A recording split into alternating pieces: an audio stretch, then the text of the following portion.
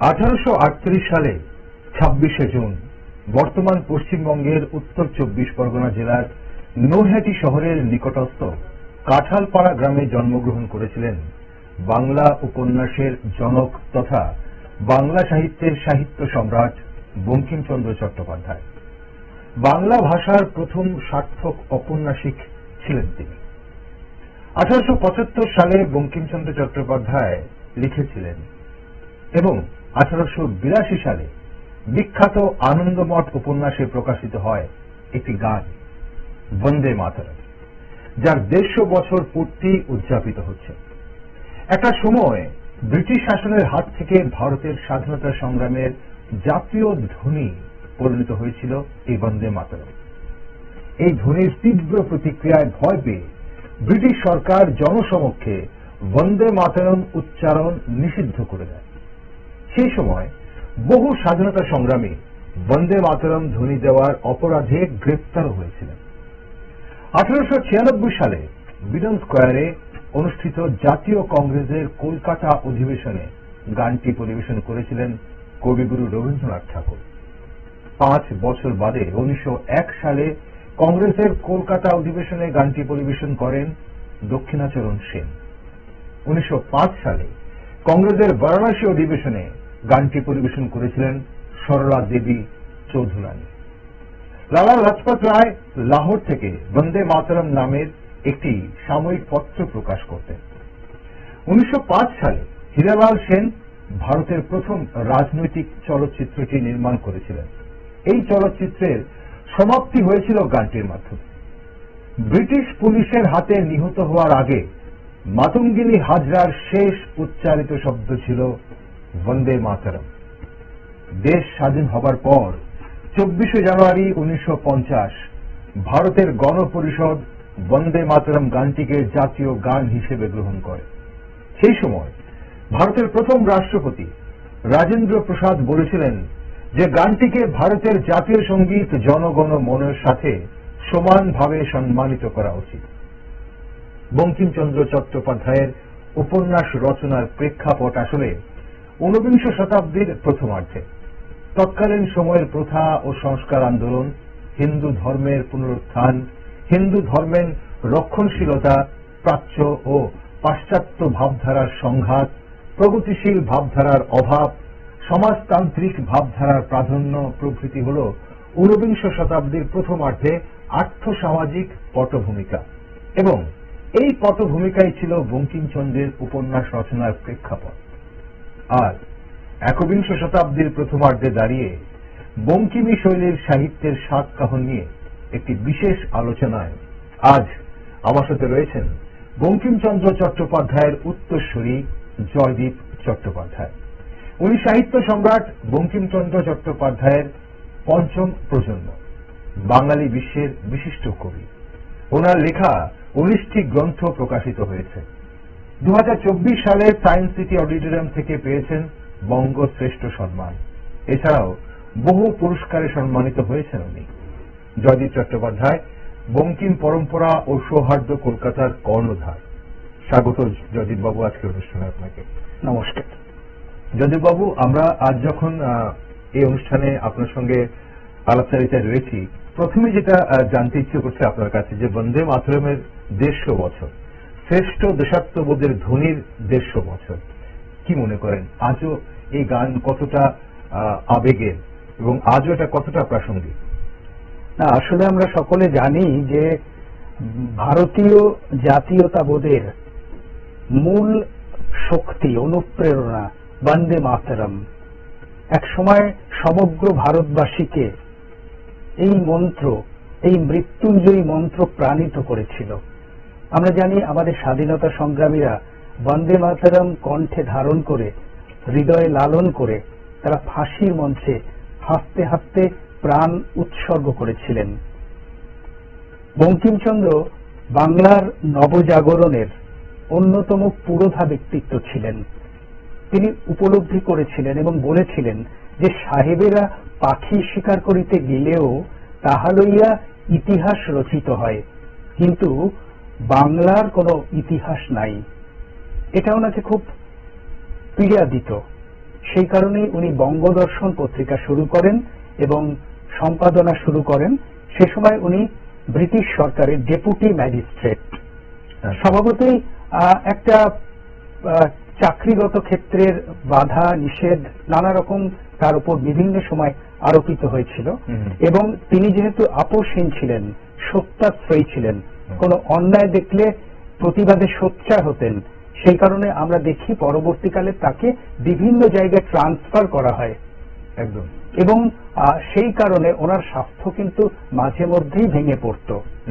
কিন্তু তার যে আপোষহীন মনোভাব, তো তিনি বুঝতেন বা মনে করতেন যে একমাত্র নারী জাতিকে যদি আমরা তার প্রাপ্য সম্মান না দিতে পারি তাহলে কিন্তু সমাজের অগ্রগমন সম্ভব নয়। এবং তিনি প্রথম কিন্তু দেশকে দেশমাতৃকা হিসেবে কল্পনা করেছিলেন এবং তার কাছে ছিল যে দেশ হচ্ছে ঈশ্বর বা ঈশ্বরী, দেশমাতা, এবং তার সেবা করাটাই হচ্ছে, তাকে শৃঙ্খল মোচন করাই হচ্ছে সমস্ত ভারতবাসীর কাছে এক পবিত্র ধর্ম। এভাবেই তিনি মানুষকে উদ্বুদ্ধ করেছিলেন এবং বাদবাকিটা তো সবটাই ইতিহাস। একদম। আসলে বন্দে মাতরম গানটা যেটা বলছিলাম যে কতটা আবেগের এবং আজও কতটা প্রাসঙ্গিক। বন্দে মাতরম এখনো, বন্দে মাতরমের পর এখনো বোধহয় দেশাত্মবোধের এত আবেগ ঘন কোন ধ্বনি বা কোন লেখা আমাদের সামনে এখনো আসেনি। তবে বন্দে মাতরম গানটির প্রথম সুর করেছেন যতটুকু আমরা জানি সেটা হচ্ছে যদু ভট্ট। তবে সুর নিয়ে অনেক ধরনের মত পাওয়া যায়, একটা মত পার্থক্য আছে। পরে গানটির অনেকবার অনেক ধরনের সুর করা হয়েছিল। যে গানটি আমরা গাই তার আসল সুর কে করেছিলেন? সেটা কি যদু ভট্টের সুরটাই নাকি মানে পরবর্তীকালে বিভিন্ন সুরারোপ করা হয়েছে? এবং আমি একটু ছোট্ট করে বলি যে বন্দে মাতরম যখন রচনা করা হয়েছিল তো সেই সময় বন্দে মাতরমটা লিখে বঙ্কিমচন্দ্র ওটা রেখে দিয়েছিলেন। তো একটা সময় তখন আনন্দ মঠের একটা সংস্করণ প্রকাশিত হবে। তো তার জন্য তখন তো সেই সীসার টাইপ সাজিয়ে সাজিয়ে কম্পোজ করার ব্যাপারটা, তো পেজ মেকআপ দরকার, কিছুটা সাদা জায়গা আছে। তো তখন যে কর্মাধ্যক্ষ ছিল, ম্যানেজার ছিল, তার নাম রামচন্দ্র বন্দ্যোপাধ্যায়।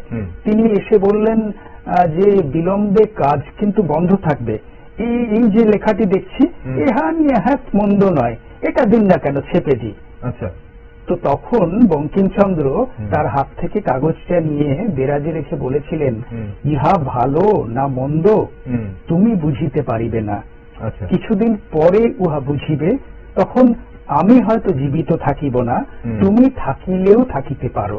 আচ্ছা। তো প্রথম গানটা গাওয়া হয়েছিল ওনার বাড়িতে, তখন ভদ্রাসনে শনি এবং রবিবার যে মজলিস বসত, বঙ্গদর্শন মজলিস, বিশিষ্ট ব্যক্তিত্বরা তখন উপস্থিত থাকতেন। তো তাদের সেই সভায় তো তখন যদু ভট্টের সুরারোপিত গানটি গাওয়া হয়েছিল, যদু ভট্টই গিয়েছিলেন। তো উপস্থিত সকলেরা সেভাবে অ্যাপ্রিসিয়েট করেনি। তো বঙ্কিমচন্দ্র তার মেয়ের ওপর খুব ভরসা করতেন, শরৎ কুমারী। তো মেয়ে পাশের ঘরে ছিল। তো পরে তিনি খুব মেয়েকে খুবই ভালোবাসতেন, এতটাই ভালোবাসা যে মেয়ে হয়তো বাবা বাবা বলে ডাকছে কিন্তু উনি চুপ করে থাকতেন যে মেয়ে আবার আর একবার ডাকুক।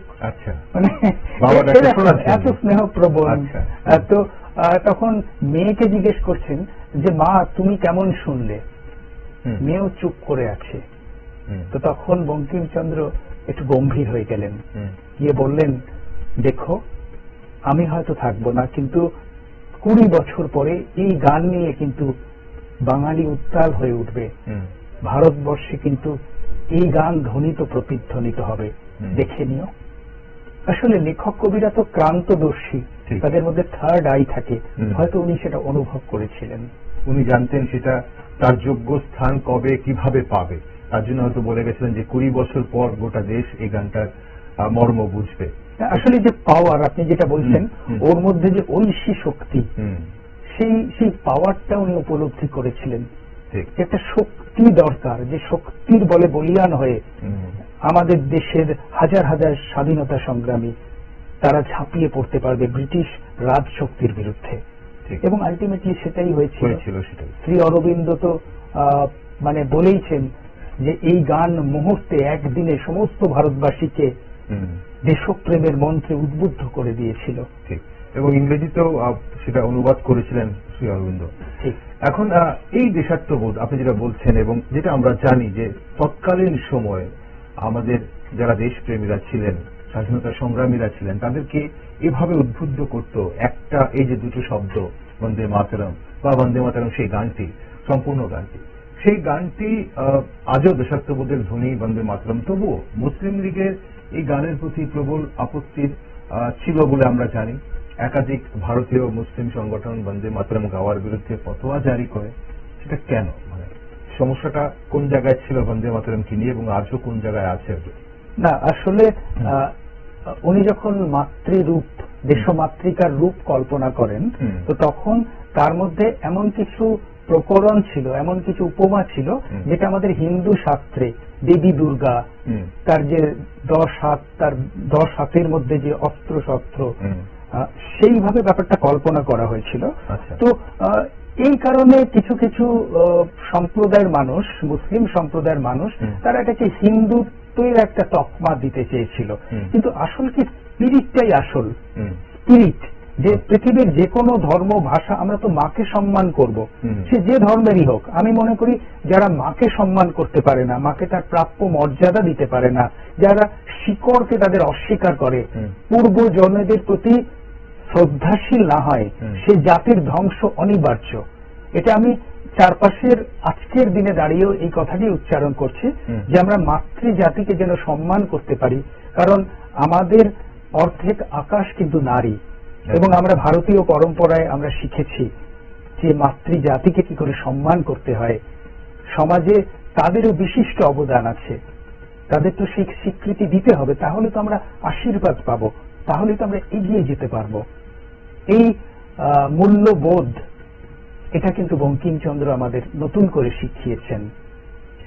যদুবাবু, এই যে আমরা যখন বন্দে মাতরমের 150 বছর পূর্তি উদযাপন করছি, তখন যেটা বলা হয় যে মুসলিম লীগের বিরোধিতার কারণে রবি ঠাকুর তৎকালীন সময়ে প্রথম দুটি স্তবক ব্যবহারের পরামর্শ দিয়েছিলেন। জওহরলাল নেহেরু বা নেতাজি সুভাষচন্দ্র বসু রবি ঠাকুরের মত চেয়েছিলেন, এবং তা নিয়ে একটা বিতর্ক হয়েছিল। সত্যি কি তাই ছিল? ব্যাপারটা কি এরকমই ছিল? একেবারে রাজনৈতিক ভাবে বলুন না, আমাদের কোন স্বাধীনতা সংগ্রামী কখনোই চাননি যে আমাদের দেশ ভাগ হয়ে যাক।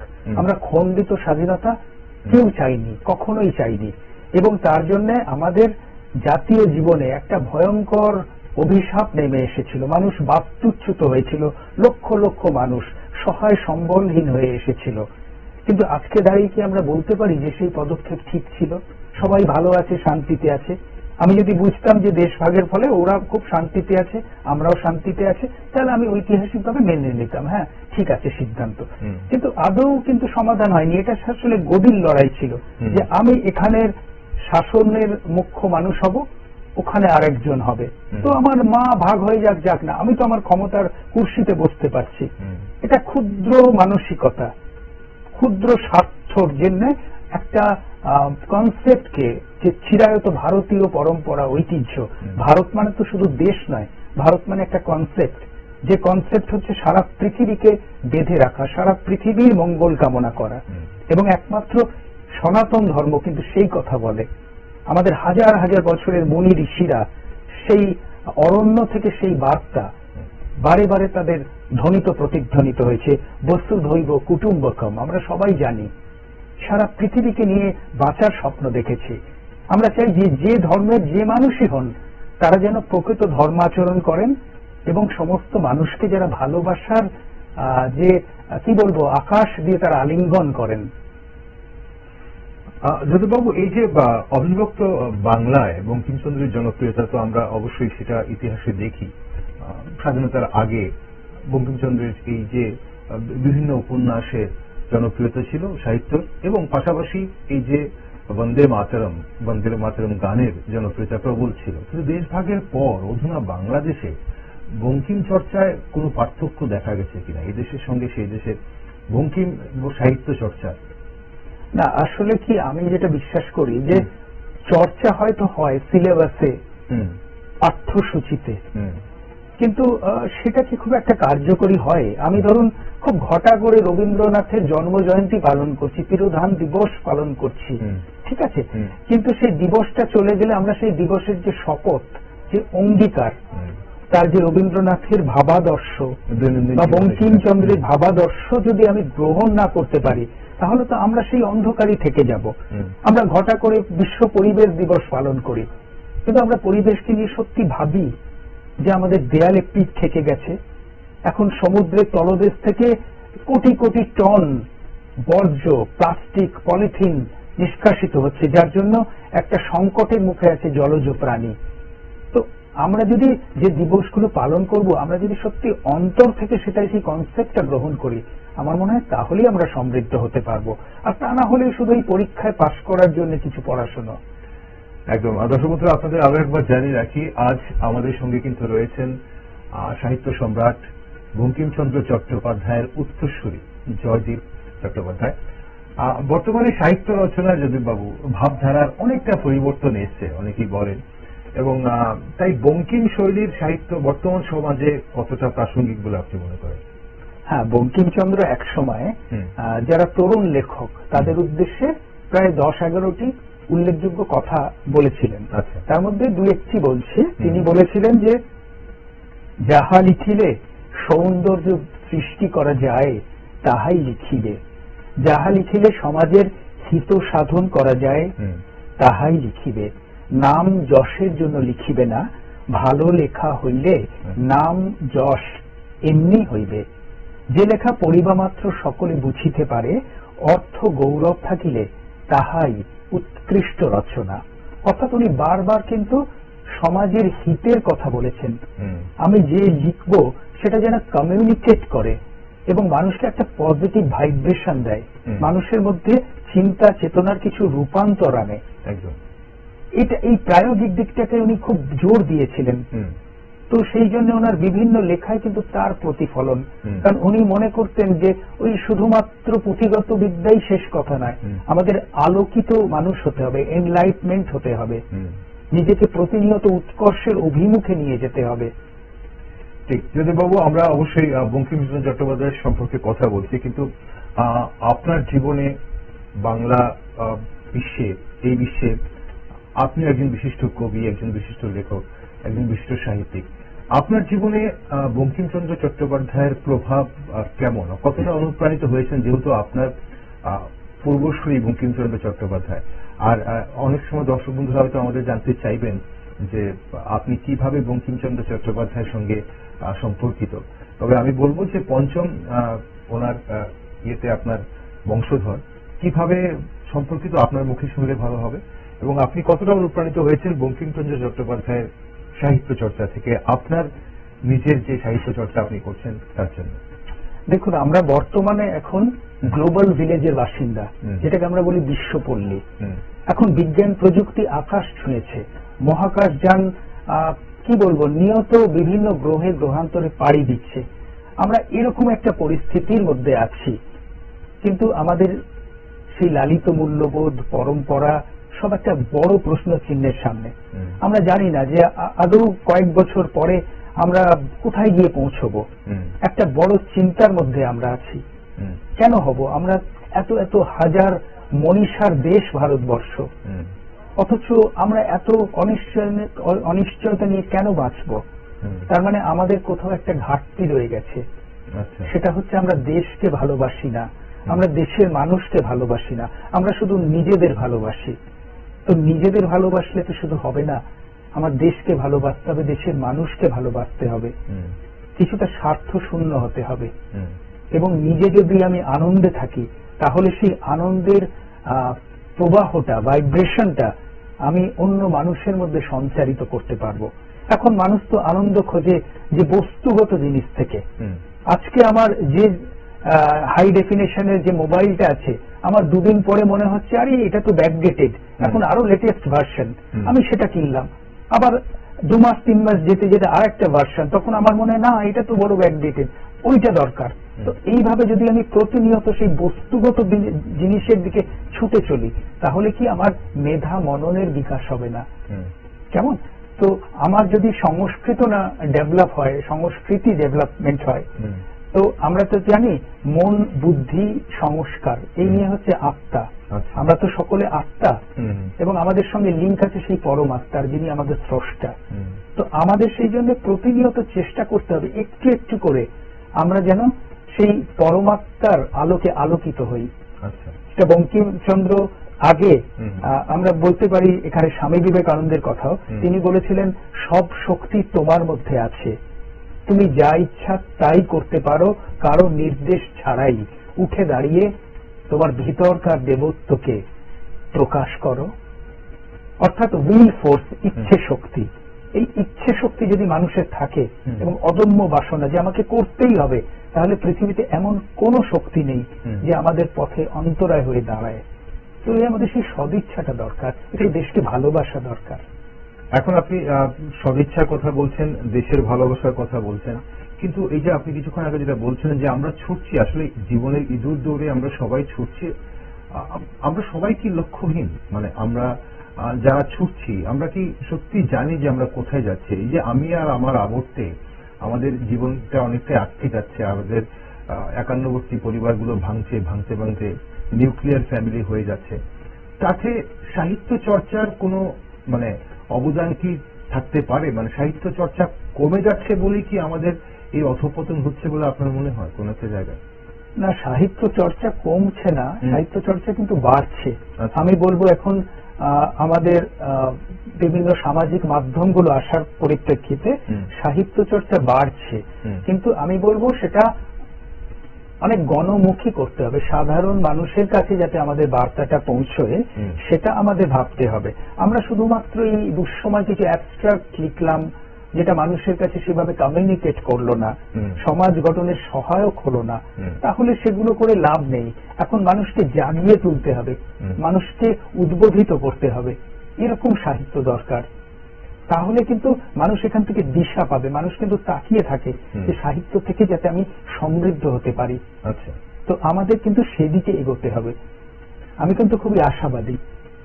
যদিও অনেকেই তো এটাই মনে করেন যে সাহিত্য, আপনি যেটা বলছিলেন যে সাহিত্য চর্চা বাড়ছে, সাহিত্য চর্চা বাড়ছে, বই প্রকাশিত হচ্ছে অনেক বেশি, আজকাল লেখালেখি অনেকেই করছেন, কিন্তু কোন একটা জায়গায় কি পাঠকের অভাব বোধ হচ্ছে বলে আপনার মনে হয়? কারণ এটার জন্য বিশেষ করে এই যে ডিজিটাল যুগ বা বই পাঠের মানে সংখ্যাটা কি কমে যাচ্ছে, পাঠকের সংখ্যাটা? কারণ এই যে ডিজিটাল যুগে মানুষ এতটাই মুঠোফোন নিয়ে ব্যস্ত এবং গোটা পৃথিবীটা মুঠোফোনে এত ধরনের জিনিস নিয়ে ব্যস্ত, অন্যের জীবনে এতটাই ঝুঁকছে মানুষ যে নিজের জীবনে যে সমৃদ্ধ হতে গেলে বই পাঠ করতে হবে বা সাহিত্য চর্চা করতে হবে, সেটা কি মানুষ কোনো একটা জায়গায় মিস করছে, ভুল করছে? না, এটা একেবারেই ঠিক কথা বলেছেন।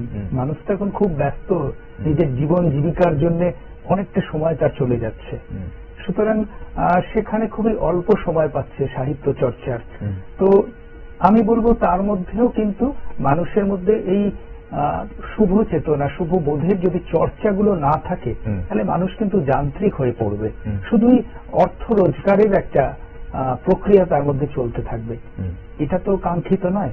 সাহিত্য সংস্কৃতি আমাদের ভেতর থেকে উন্নয়ন ঘটায়, আমাদের মানসিকতা, মনের, আমাদের হৃদয়কে প্রসারিত করে, একটা মানবতার মন্ত্রে দীক্ষিত করে। সুতরাং আমি বলবো যে সময়ের সঙ্গে সঙ্গে আমরা ফেসবুক, ইউটিউব, আমাদের যে নানা রকম সামাজিক প্রযুক্তি মাধ্যমগুলো আছে, সেগুলোকে আমরা যদি প্রপারলি ইউজ করি, মানে আমি এরকম অনেককে দেখেছি যে জাস্ট লেখা হলো তক্ষুনি পোস্ট করে দিল, কিন্তু আমাদের যারা অগ্রজ সাহিত্যিক তারা বলতেন এবং আমিও উপলব্ধি করি যে একটা লিখে তক্ষুনি পোস্ট করা উচিত নয়, কয়েকদিন ফেলে রাখা উচিত। তাহলে কি হয়, আমি দুদিন পরে দেখবো যে আরে এইখানটা আরেকটু ডেভেলপ করা দরকার, এইখানটা আমি অনেক বেশি বলে ফেলেছি। সুতরাং কিছুদিন ফেলে রাখলে সেটাকে আরো পরিমার্জিত করে, আরো ডেভেলপ করে তারপরে আমি মানুষের কাছে পেশ করব। কারণ হয়তো আমি এমন একটা লেখা প্রকাশ করলাম সেটা খুব দুর্বল লেখা, তো যে আমার প্রথম পাঠক সে ভাববে আরে এই মানুষটার এত নাম শুনি এই লেখে, সুতরাং তার কাছে কিন্তু আমি মানে পড়ে গেলাম একদম। তো ওই জন্য আমি সেরা জিনিসটা কিন্তু সামাজিক মাধ্যমে দেব এবং তার জন্য একটু সময় নেওয়া উচিত অবশ্যই। এখন এই সময়টা এবং আমাদের প্রতিদিন কিন্তু সমৃদ্ধ করতে হবে, নিজেকে পড়াশোনা করতে হবে, আর কে কি লিখছে সেটা জানতে হবে। শুধুই আমি আমার লিখছি আর কে কোথায় লিখছে আমার কোনো আগ্রহ নেই, এটা কিন্তু ধ্বংসাত্মক, এটা চলবে না। যদি বাবু একটু জানতে ইচ্ছা করছে যে আমরা তো আপনি যেটা বলছেন যে আমাদের জীবনে বঙ্কিমচন্দ্র চট্টোপাধ্যায়, শরৎচন্দ্র, কবিগুরু রবীন্দ্রনাথ ঠাকুর, নজরুল ইসলাম, শুধু আমরা বিশেষ বিশেষ দিনগুলোকে পালন করি তো বটে, কিন্তু অনেকের জীবনে কিন্তু বিরাট বড় প্রভাব ফেলে এবং দৈনন্দিন জীবনে অনেক ছাপ রেখে যায়। তো সেখানে পরিবার হিসেবে আপনারা উত্তরসূরি হিসেবে বঙ্কিমচন্দ্র আপনাদের পরিবারে দৈনন্দিন জীবনে কিভাবে প্রভাব ফেলে, মানে কোন জায়গাতে সবকিছুতে চর্চা হয় কি, মানে এরকম কিছু? না, আমার ব্যক্তিগত ক্ষেত্রে বলতে পারি ছোটবেলা থেকে আমার বাবা আমাকে বঙ্কিমচন্দ্রের যে বাড়ি কাটালপাড়া নৈহাটি, এটা আপনি উল্লেখ করলেন, তো সেখানে নিয়ে যেতেন। বাবা জোড়াসাঁকোয় নিয়ে যেতেন, বাবা শরৎচন্দ্রের বাসভবনে নিয়ে গেছেন, এইরকম। তারপরে আমাকে আমার বাড়ির কাছেই, আমি উত্তর কলকাতায় থাকতাম, তো সেখানে স্বামী বিবেকানন্দের জন্মস্থান ছিল সিমলা স্ট্রিটে, তো সেখানে নিয়ে যেতেন। আসলে বাবা এটাই বলতে চাইতেন যে আমরা যদি আমাদের মহাপুরুষদের জীবন এবং তাদের যে মহতী কীর্তির সঙ্গে পরিচিত না হতে পারি, তো আমরা তাহলে কি করে নিজেদের সমৃদ্ধ করতে পারবো? আমাদের তো আমাদের অতীতের কাছে আমাদের মহান যে মানুষ যারা আমাদের পথ দেখিয়েছেন, দিশারি পুরুষ, তাদের প্রতি শ্রদ্ধাশীল হতে হবে। এটা আমি পারিবারিক ভাবে পেয়েছি, কিন্তু আমার বাবা কিন্তু আমাকে এটাও শিক্ষা দিয়েছেন, বাবা মা, যে বঙ্কিমচন্দ্র আমার পরিবারের অগ্রজ, ভারত বিখ্যাত, পৃথিবী খ্যাত ব্যক্তিত্ব, কিন্তু আমাকে কিন্তু আমার নিজস্ব জায়গাটা তৈরি করতে হবে। আমারও কিন্তু নিজস্ব পরিচিতি দরকার। আমি যেন কখনো বঙ্কিমচন্দ্রের নাম নিয়ে না এগোতে পারি, শুধুমাত্র আমার নিজস্ব আইডেন্টিটি দরকার, সেটা আমার নিজস্ব অর্জন। তো আমিও চেষ্টা করি বঙ্কিমচন্দ্রের ভাবাদর্শে অনুপ্রাণিত হয়ে নিজের মতো করে একটা স্বতন্ত্র কণ্ঠস্বর যাতে নির্মাণ করতে পারি। আপনাদের শুভেচ্ছা এবং ভালোবাসায়। আর একটা শেষ প্রশ্ন যদি বাবু আপনাকে, তরুণ প্রজন্মের, এই প্রজন্মের আপনি একজন বিশিষ্ট মানে কবি, আপনি লেখক, আপনার কি মনে হয় যারা লিখছে নতুন করে, তাদের উদ্দেশ্যে আপনি কি বলবেন? তাদের লেখার মধ্যে রুচিবোধ বা পরিপক্কতা বা শব্দের চয়ন সবকিছু ধরে বা ধারা নিয়ে আপনার কি বার্তা থাকবে আজকের প্রজন্মে যারা লিখছে তাদের জন্য? হ্যাঁ, আমি বলবো একটাই কথা, যেটা একটা কম্পাস যে কোনো পরিস্থিতিতে কিন্তু উত্তর দিক নির্দেশ করে। তো আমরা যারা লেখক, কবি, সৃষ্টিশীল মানুষ, সে যে কোনো অঙ্গনেরই হোক, আমাদের সত্যাশ্রয়ী হতে হবে, সত্যের প্রতি দায়বদ্ধ হতে হবে। আমি যদি তাৎক্ষণিক কিছু একটা পাওয়ার জন্য একবার আপোষ করে ফেলি, আমি যদি অন্যায় দেখেও চুপ করে থাকি, যে আমি প্রতিবাদ করলে আমার হয়তো দু চারটে জায়গা থেকে আমাকে বাদ দিতে পারে বা আমাকে এই পুরস্কারটা থেকে বঞ্চিত করতে পারে, আমি বলবো এইসব প্রলোভনকে অস্বীকার করে নির্ভীকভাবে যে আমার একমাত্র দায়িত্ব বা দায়বদ্ধতা মানুষের কাছে, সত্যের কাছে, এইটা নিয়ে আমাদের এগোতে হবে এবং প্রতিনিয়ত চর্চার মধ্যে দিয়ে এগোতে হবে। কারণ চর্চার কোনো বিকল্প নেই, শর্টকাট নেই। আমাকে কেউ মঞ্চে তুলে দিতে পারে, কিন্তু প্রুফ করার দায়িত্বটা হচ্ছে আমার নিজস্ব। সুতরাং আমার স্কিল, আমার যে মনসিয়ান, আমার যে দক্ষতা, সেটা কিন্তু আমাকেই অর্জন করতে হবে এবং একমাত্র অনুশীলনের দ্বারা, নিরন্তর পড়াশোনার দ্বারা এবং দেশপ্রেম এবং আমার দেশের মানুষের প্রতি যে ভালোবাসা, সেটা থেকেই কিন্তু আমার সেই অমৃত শক্তি আসে। সুতরাং আমি খুবই আশাবাদী এখনকার যে প্রজন্মের লেখক, কবিরা, কারণ তারা আমাদের থেকে অনেক অনেক অ্যাডভান্স সব দিক থেকে। আমি তো ব্যক্তিগতভাবে আমার কম্পিউটার বা মোবাইল খারাপ হয়ে গেলে আমি আমার ভাগ্নেকে বলি, একটু দেখে দাও তো, কারণ আমি জানি ও আমার থেকে এই ব্যাপারে অনেক দক্ষ। সুতরাং উত্তর প্রজন্মের কাছে আমি খুবই আশাবাদী, শুধু তাদের একটু সঠিক গাইডেন্স দরকার, তাহলে কিন্তু তারা অসাধ্য সাধন করতে পারে। একদম। অসংখ্য ধন্যবাদ জয়দীপ বাবু, আজ আমাদের সময় দেওয়ার জন্য। আপনার ব্যস্ততার মধ্যেও আপনি আগরতলা এসেছেন, এসে আমাদের সময় দিলেন। ভালো থাকবেন, আপনার থেকে আরো ভালো লেখা আমরা অবশ্যই চাইবো আগামী দিনে। এবং আগামী প্রজন্মকে এভাবে আপনি উদ্বুদ্ধ করবেন, এটাই আশা করব। আমারও খুব ভালো লাগলো আপনাদের চ্যানেলে উপস্থিত হয়ে। আমার ত্রিপুরাবাসীকে অনেক অনেক শুভকামনা এবং ধন্যবাদ জানাই। আপনারা সকলে ভালো থাকুন, সকলকে ভালো রাখুন। ধন্যবাদ, নমস্কার, জয় হিন্দ, বন্দে মাতরম। দর্শক বন্ধুরা, 1907 সালে মাদাম কামা ভারতের প্রথম জাতীয় পতাকার যে রূপদান করেছিলেন, তার মাঝের ব্যান্ডে দেবনগরী হরফে বন্দে মাতরম ধ্বনিটি লেখা ছিল। বঙ্কিমচন্দ্র চট্টোপাধ্যায়ের মোট 15টি উপন্যাস লিখেছিলেন এবং এর মধ্যে একটি ইংরেজি ভাষার উপন্যাসও ছিল। তার মধ্যে দুর্গেশ নন্দিনী, কপাল কুণ্ডলা, মৃণালিনী, ইন্দিরা, আনন্দমঠ এবং দেবী চৌধুরানী অধিক জনপ্রিয়। এর মধ্যে বঙ্কিমচন্দ্রের প্রসিদ্ধ ঐতিহাসিক উপন্যাস আনন্দমঠ প্রথম প্রকাশ বঙ্গদর্শন পত্রিকায় 1882 সালে। 76-এর মন্বন্তরের পটভূমি সন্ন্যাসী বিদ্রোহের ছায়া অবলম্বনে রচিত। তাই 19বিংশ শতাব্দীর পরাধীন ভারতকে জানতে হলে আজও আমাদের শ্রেষ্ঠ অবলম্বন বঙ্কিমচন্দ্রের সাহিত্য। তাই আসুন আমরা বাংলা সাহিত্য সম্রাটের সব রচনা পড়ি এবং পরবর্তী প্রজন্মকেও তা পড়তে উদ্বুদ্ধ করি। আর দেশ দুনিয়ার খবরের জন্য চোখ রাখুন শুধুমাত্র নিউজ ভ্যানগার্ডে।